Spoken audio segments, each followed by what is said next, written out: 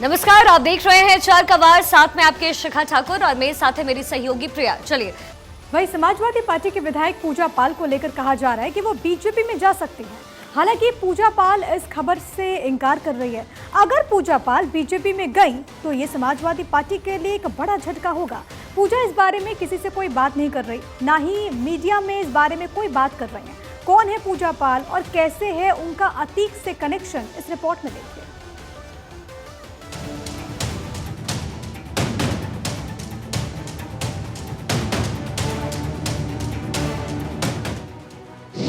अखिलेश यादव को लगने वाला है बड़ा झटका। ओबीसी वोट बैंक में बीजेपी करेगी सेंधमारी। सपा के 2 विधायकों पर भाजपा की नजर। राजूपाल की पत्नी और चायल से सपा विधायक पूजा पाल के बारे में खबरें हैं कि वो बीजेपी में शामिल हो सकती हैं। हालांकि पूजा पाल अभी इस तरह की खबरों से इनकार कर रही है और वो मीडिया के सामने भी नहीं आ रही है। हालांकि कहा जा रहा है कि 31 जुलाई को बीजेपी में शामिल हो सकती है। इतना ही नहीं, सपा के राष्ट्रीय महासचिव इंद्रजीत सरोज के बारे में भी चर्चा है कि वो भी बीजेपी में शामिल हो सकते हैं। हालांकि दोनों इस बात से इनकार कर रहे हैं। ये वही पूजा पाल है जिनके पति राजूपाल की प्रयागराज में गोलियों से भूनकर हत्या हुई थी। शादी के महज 9 दिन बाद ही पूजा पाल ने अपने पति को खो दिया था। 2005 में हुए विधानसभा उपचुनाव में अतीक के भाई अशरफ ने पूजा को हरा दिया था, लेकिन 2007 में हुए विधानसभा चुनाव में पूजा पाल ने अशरफ को शिकस्त दे दी थी। इसके बाद 2012 के चुनाव में पूजा ने अतीक को चुनाव हराया। कौन है पूजा पाल? राजूपाल की पत्नी है पूजा पाल। 2007 में पहली बार विधायक बनी थी। 2012 में अतीक को हराकर विधायक बनी थी।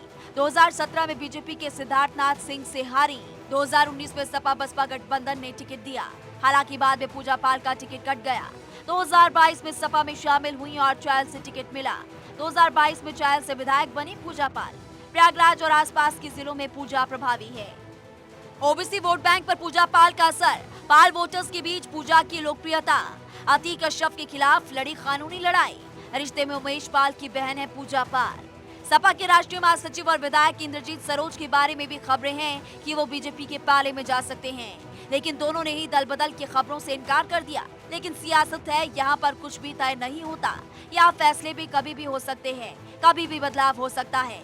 ऐसे में देखना होगा कि पूजा पाल को लेकर ये खबरें सिर्फ अटकलें हैं या फिर इनमें कोई सच्चाई है। Bureau report, Bharat 24।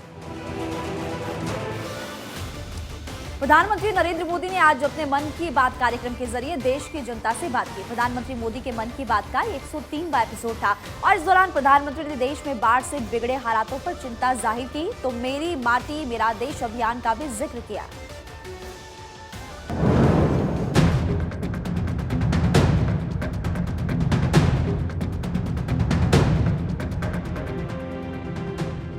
पूरा देश इस दौरान कुदरत के कहर से जूझ रहा है। शहर शहर आसमानी आफत ने तबाही मचा रखी है। ऐसे में प्रधानमंत्री के मन की बात में भी पीएम मोदी ने अपने कार्यक्रम की शुरुआत बाढ़, बारिश और तबाही की बात से की। पीएम ने देश भर के हालातों पर चिंता जाहिर की और रेस्क्यू टीमों के प्रयासों को भी सराहा। हम सब देशवासियों ने फिर दिखाया है कि सामूहिक प्रयास की ताकत क्या होती है। स्थानीय लोगों ने, हमारे एनडीआरएफ के जवानों ने, स्थानीय प्रशासन के लोगों ने दिन रात लगाकर ऐसी आपदाओं का मुकाबला किया है।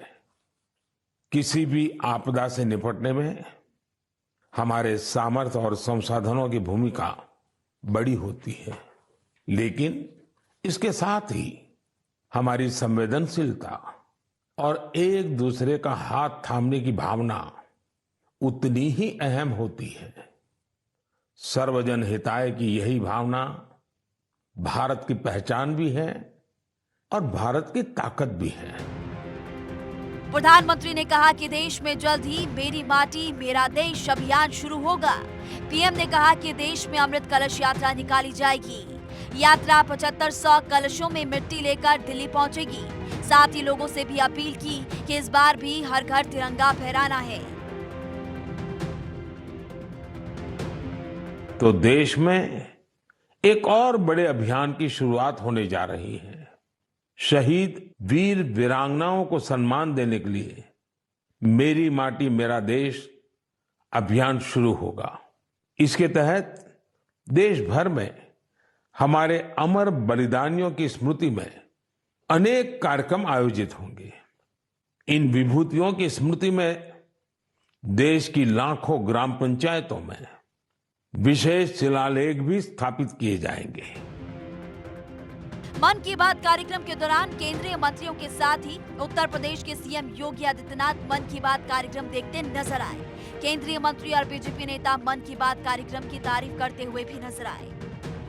की बात में राजनीति का रे नहीं आता है, पॉलिटिक्स का पी नहीं आता है।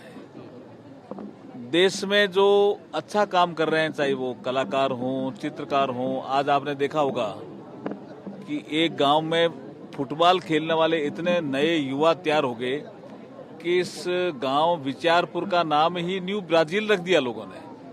तो ऐसे कार्यक्रमों से देश को जानकारी मिले, वो मन की बात का कार्यक्रम है। पर्यावरण पर फोकस किए, वृक्ष लगाइए, जल संरक्षण करिए, तो निश्चित रूप से इससे एक प्रेरणा लोगों को मिलेगी। इसके साथ साथ आज़ादी के 75वां हम वर्षगांठ मना रहे हैं, तो उन्होंने देशवासियों से अपील भी की कि 7500 कलश यात्रा विभिन्न क्षेत्र से निकलकर दिल्ली, उसी तरह 7500 वृक्ष, तो देश के प्रति लोगों का भी कुछ कर्तव्य है। ये बोध आज मन की बात के माध्यम से माननीय प्रधानमंत्री जी ने हम सबको प्रेरित करने का काम किया। प्रधानमंत्री के मन की बात 3 अक्टूबर 2014 को शुरू हुई थी। हर महीने के अंतिम रविवार को सुबह 11 बजे इसे टेलीकास्ट किया जाता है। 30 मिनट के इस कार्यक्रम में 30 अप्रैल 2023 को 100 एपिसोड पूरे किए हैं। 22 भारतीय भाषाओं और 29 बोलियों के अलावा मन की बात 11 विदेशी भाषाओं में भी ब्रॉडकास्ट किया जाता है। Bureau report, Bharat 24। वरिष्ठ पत्रकार नीरजा चौधरी की किताब हाउ प्राइम मिनिस्टर डिसाइड अगले हफ्ते लोगों के सामने होगी। इस किताब में देश के कुछ प्रधानमंत्रियों के कामकाज और उनके फैसलों का जिक्र है। आरएसएस नेताओं के साथ राजीव गांधी की गुप्त बैठकों से लेकर शाह बानो विधेयक पर सोनिया गांधी की आपत्तियों तक, पीवी नरसिम्हा राव की अयोध्या में एक मंदिर बनाने की इच्छा, जब पालमपुर के चामुंडा मंदिर में इंदिरा खूब रोई, ऐसे ही दुर्लभ और अनकहे वाकये इस आने वाली पुस्तक में होंगे। इस किताब में जिन रोचक किस्सों का जिक्र है, उनमें सबसे अहम किस्से राजीव गांधी से लेकर इंदिरा गांधी तक जुड़े हुए हैं। राजीव और आरएसएस की मुलाकात से जुड़ा एक किस्सा भी है। आरएसएस ने इंदिरा गांधी से संपर्क किया था। इंदिरा ने आरएसएस नेताओं से मिलने से इनकार कर दिया। बाद में इंदिरा ने राजीव को आरएसएस से बातचीत के लिए कहा। आरएसएस के नेताओं के साथ राजीव गांधी ने बैठक की बाकायदा, और राजीव गांधी और भाऊराव देवरस के बीच मुलाकात हुई। 1982-84 के बीच राजीव और भाऊराव 3 बार मिलते हैं। पालमपुर में मां चामुंडा के दर्शन के लिए नहीं जा सकी थी इंदिरा गांधी आखिरी वक्त में। दरअसल उनका कार्यक्रम रद्द हो गया था और इंदिरा के नहीं आने पर पुजारी ने कहा कि देवी माफ नहीं करेंगी। अगले ही दिन संजय गांधी की मौत हो गई। इंदिरा ने पूछा, क्या इसका मेरे चामुंडा न जाने से कोई लेना देना है? इसके बाद 13 दिसंबर को इंदिरा गांधी पालमपुर पहुंची। उसी चामुंडा मंदिर में फूट फूट कर रोई थी इंदिरा गांधी। वहीं शाह बानो पर सोनिया का राजीव से जो सवाल था, उसका भी जिक्र है। शाह बानो केस को लेकर सोनिया गांधी ने राजीव से पूछा था कि मुस्लिम महिला विधेयक को लेकर दरअसल उन्होंने पूछा कि आप मुझे नहीं समझा सकते तो देश को कैसे समझाएंगे। सोनिया ने राजीव को कोर्ट के फैसले के साथ खड़े होने के लिए कहा था। वहीं राहुल गांधी ने सोनिया गांधी को पीएम बनने से रोका, इसका जिक्र भी है। 17 मई 2004 को 10 जनपद पर बैठक हुई। सोनिया, प्रियंका, मनमोहन सिंह, नटवर सिंह मौजूद रहे। राहुल भी बैठक में पहुंचे और सोनिया गांधी को प्रधानमंत्री बनने से रोका। राहुल ने कहा, मैं आपको प्रधानमंत्री नहीं बनने दूंगा। मेरे पिता और मेरी दादी की हत्या कर दी गई। 6 महीने में आपको भी मार दिया जाएगा। मैं आपको पीएम बनने नहीं दूंगा। वहीं राहुल की बात सुनकर सोनिया की आंखों में आंसू आ गए। किताब में बाबरी विध्वंस का जिक्र है, विस्तार से वर्णन है। और विध्वंस के बाद नरसिम्हा राव तत्कालीन प्रधानमंत्री ने कहा था कि जो हुआ ठीक हुआ। मैंने इसलिए होने दिया कि बीजेपी की मंदिर राजनीति हमेशा के लिए खत्म हो जाए। नरसिम्हा राव खुद अयोध्या में मंदिर बनाना चाहते थे। राव ने कहा कि हम बीजेपी से लड़ सकते हैं, लेकिन भगवान राम से कैसे लड़ें? कांग्रेस धर्मनिरपेक्ष पार्टी है, इसका मतलब ये नहीं कि हम नास्तिक हैं। तमाम बातों का जिक्र इस किताब में। और चलिए खबरों में आगे बढ़ते हैं। देखिए, आज की सुबह देश के लोगों के लिए गर्व के पल लेकर के आई जब इसरो ने एक और कीर्तिमान रचा। इसरो ने 7 विदेशी सैटेलाइट्स लॉन्च किए। आपको एक रिपोर्ट दिखाते हैं। 5, 4, 3, 2, 1, 0।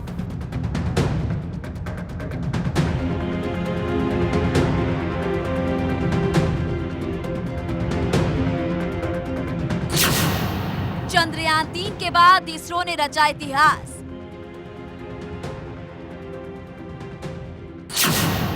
इसरो ने 7 विदेशी सैटेलाइट्स किए लॉन्च।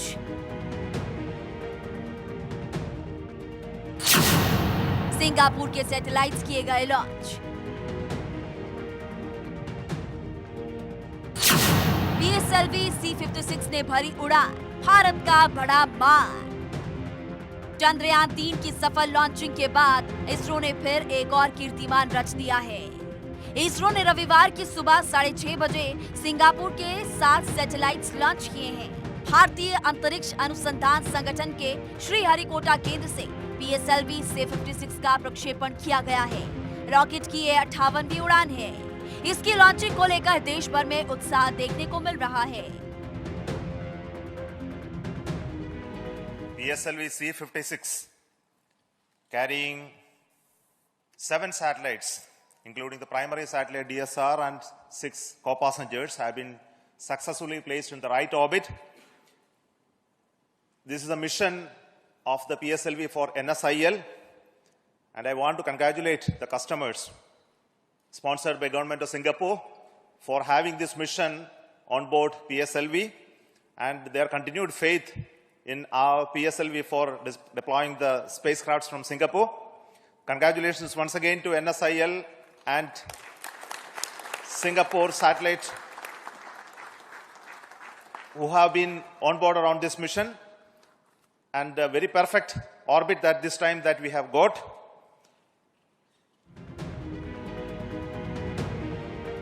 इसरो की ओर से बताया गया कि मिशन सफलतापूर्वक पूरा हो गया।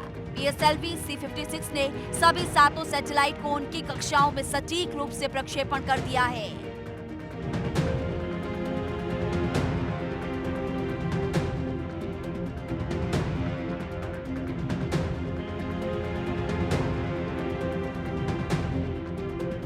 PSLV C-56 मिशन भारतीय अंतरिक्ष एजेंसी का 2 हफ्ते में दूसरा बड़ा मिशन है। भारत ने इससे पहले 14 जुलाई को श्रीहरिकोटा से चंद्रमा के लिए चंद्रयान 3 मिशन लॉन्च किया था। इस लॉन्चिंग में DSSAR मुख्य सैटेलाइट है।